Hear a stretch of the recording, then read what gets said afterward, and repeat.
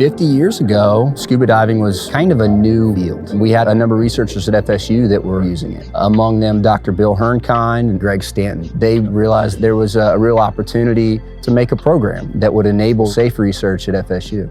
The student body gravitated to diving, and ultimately a lot of those students ended up becoming divers and feeding into the research that was going on locally and globally. We're true to that original mission, that the divers that we do train are likely to be engaged in diving professionally and scientifically. Our mission is to support science, to provide quality training, logistical support, equipment for those who need it, and guidance on how to execute and facilitate those projects. The majority of our divers are coming out of the Department of Biological Science. We've had divers in Earth, Ocean, and Atmospheric Sciences, Anthropology, the English department. We're really across campus.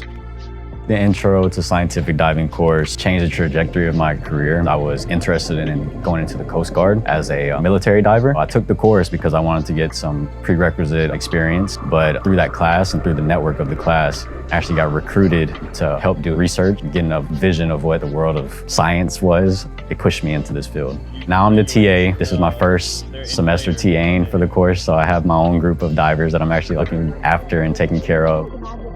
I am a third-year master's student in chemical oceanography. Here in the Atwood Lab, we study tropical paleoclimate dynamics, specifically in Christmas Island, situated 2 degrees north of the equator. We look at coral fossils, and we use them as tools to study past climate in the tropical Pacific. To do that, we need modern samples to calibrate our past geochemical data. I need to dive and take modern cores. I have to stay super steady with a bunch of different currents and fish and sharks, and I have to stay calm and drill straight down. All of the classes that we took with the Intro to Scientific Diving course were instrumental in helping me gain those skills to be able to focus on the science itself.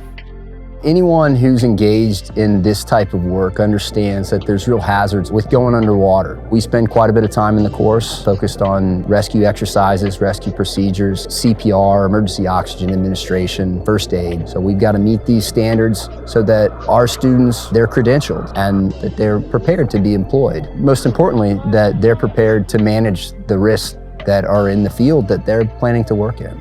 One thing that I'm really excited about is the development of our scholarship program. Diving has kind of always been culturally and financially prohibitive. We want to make sure we're clearing those hurdles. We've had a lot of great support from the administration and from alumni. We've been able to cover the cost of training for many of our students in recent years, and we're looking to continue to do that. We want to make sure that the best and brightest students that come through FSU that have a real need for this skill set, that they have the means to do it as well.